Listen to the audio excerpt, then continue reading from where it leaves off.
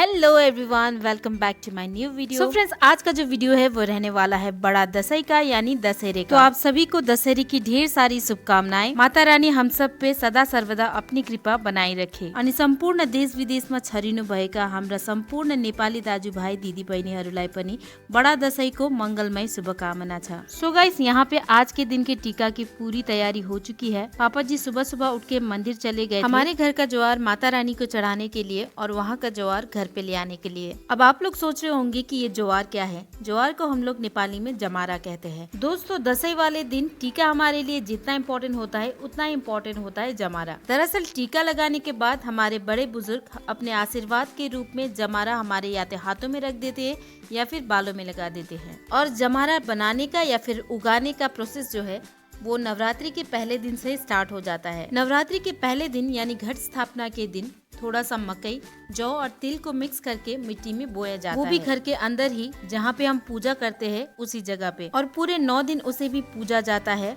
और 9 दिनों में वो पूरी तरह से उग के रेडी भी हो जाता है। फिर दशई वाले दिन उसी में से थोड़ा सा जमारा लेके मंदिर में सबसे पहले माता रानी को चढ़ाया जाता है। उसके बाद उसे हम इस्तेमाल कर सकते हैं। और ये जमारा जो है नवरात्रि के दौरान लगभग हर नेपाली के घर में उगाया जाता है। तो यहाँ पे मैंने आप सबको जमारा की पूरी इन्फॉर्मेशन दे दी है। आई होप कि आप लोग समझ गए होंगे। और यहाँ पे टीका की शुरुआत हो चुके हैं। यहाँ पे सबसे पहले घर के बड़े बेटे यानी मेरे जेठ जी बैठ के टीका लगा रहे हैं। वैसे तो यहाँ पे भैया के साथ बैठना चाहिए था भाभी को, लेकिन वो अभी टीका नहीं लगा सकती क्योंकि भाभी के अभी चल रहे पीरियड्स और पीरियड्स के टाइम पे ये टीका हम लोग नहीं लगा सकते। पर भाभी ये टीका बाद में लगा सकती है। दशहरे के 5 दिन बाद जो पूर्णिमा आता है उस पूर्णिमा वाले दिन भाभी ये टीका लगाएंगी। और यहाँ पे भैया और आर्या ने टीका लगा लिया है। उसके बाद बारी आती है हमारे घर की छोटी बेटियों का यानी रिया और उन्नति का। तो यहाँ पे दोनों बैठ गई हैं टीका लगाने और पापा जी इन दोनों को टीका लगा रहे हैं। तो दोस्तों, हमारे नेपाली कल्चर में साल भर में कई सारे छोटे बड़े त्योहार आते रहते हैं,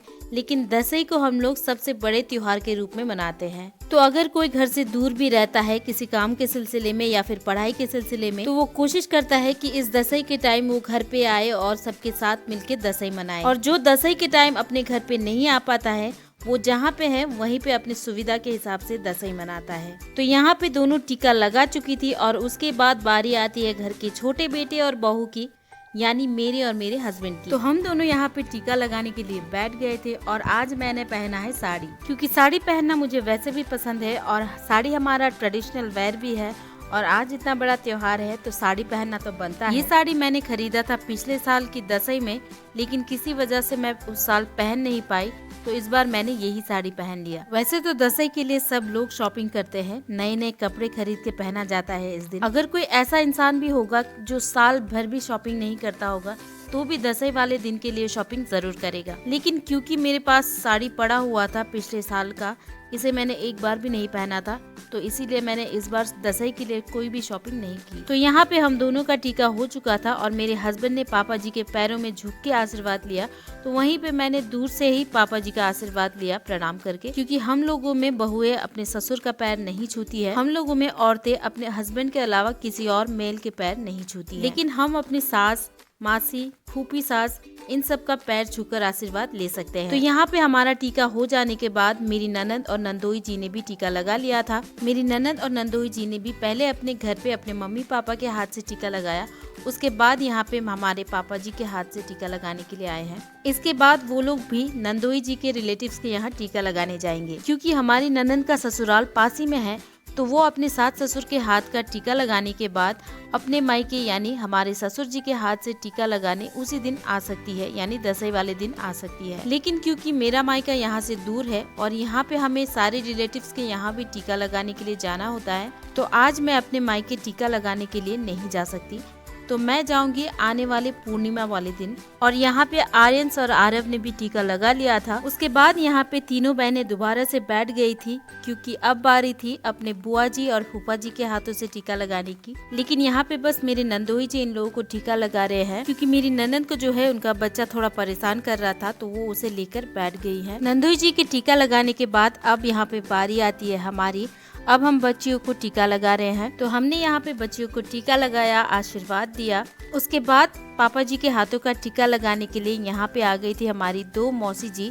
ये हमारी सासू माँ की दोनों छोटी बहनें हैं। तो पापा जी इनके जीजा जी है, तो इसीलिए हर साल मासी जी पापा जी के हाथ का टीका लगाने आती हैं। और उसके बाद हम लोग भी निकल गए थे घर से हमारे रिलेटिव्स के यहाँ टीका लगाने के लिए। और अब हम लोग जिनके हाथों से टीका लगा रहे हैं, जो हमें टीका लगा रही है, वो है हमारे खानदान की सबसे बुजुर्ग सदस्य। ये है हमारे सासू माँ की बुआ जी, जो है हमारे खानदान के सबसे बुजुर्ग सदस्य। और हम लोगों में ऐसे बुजुर्गों के हाथों से टीका लगाने को मिलना बहुत ही सौभाग्यशाली माना जाता है। वैसे तो बढ़ती उम्र के साथ इनकी याददाश्त भी थोड़ी कमजोर हो गई है, वो सही ढंग से हर किसी को पहचान नहीं पाती है, लेकिन आज भी हमें और हमारे बच्चों को इनके हाथों से टीका लगाने का मौका मिल रहा है।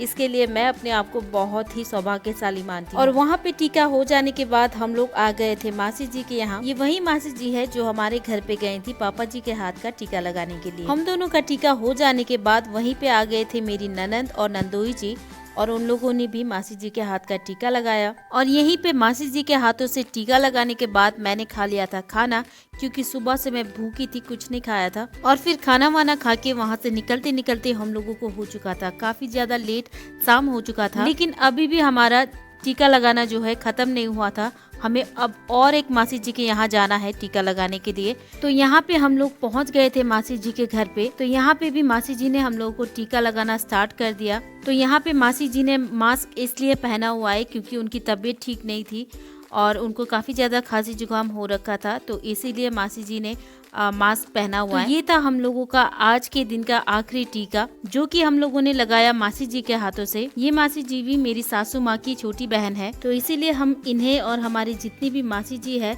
हमारे सासू माँ जैसा ही मानते हैं और सासू माँ जैसा ही व्यवहार करते हैं। तो यहाँ पे हम लोगों का टीका हो चुका था और उसके बाद हम लोगों ने लिया मासी जी का आशीर्वाद। और उसके बाद हम लोग लग गए खाने पीने की तरफ, क्योंकि आंटी जी के यहाँ थे कई सारे मेहमान और आज का सारा खाना पीना यहीं पे आंटी जी के घर पे ही था। तो हम लोग लग गए किचन की तरफ और बच्चों ने शुरू कर दी यहाँ अपनी ही पार्टी। वो लोग मस्त अपना गाना वाना बजा के डांस वांस करने लग गए, मस्ती करने लग गए। आज सारे कजन्स एक साथ इकट्ठे हुए हैं, तो सारे मिलके एंजॉय कर रहे हैं एक साथ, वरना ये लोग भी कहाँ आपस में मिल पाते हैं। सो फ्रेंड्स, ये था मेरी और मेरी फैमिली का 2024 का दशहरा यानी दशई का वीडियो। आई होप कि आप सबको वीडियो पसंद आया होगा। अगर पसंद आया है तो एक लाइक जरूर कीजिएगा और अपने फ्रेंड्स और फैमिली के साथ शेयर जरूर कीजिएगा। और वीडियो में आप सबको कौन सा पार्ट सबसे ज्यादा पसंद आया नीचे कमेंट बॉक्स में जरूर लिखिएगा। और चैनल पे अगर नए हैं तो सब्सक्राइब किए बिना जाइएगा नहीं। सो फ्रेंड्स, आज की वीडियो में इतना ही। मिलते हैं हमारे नेक्स्ट वीडियो में।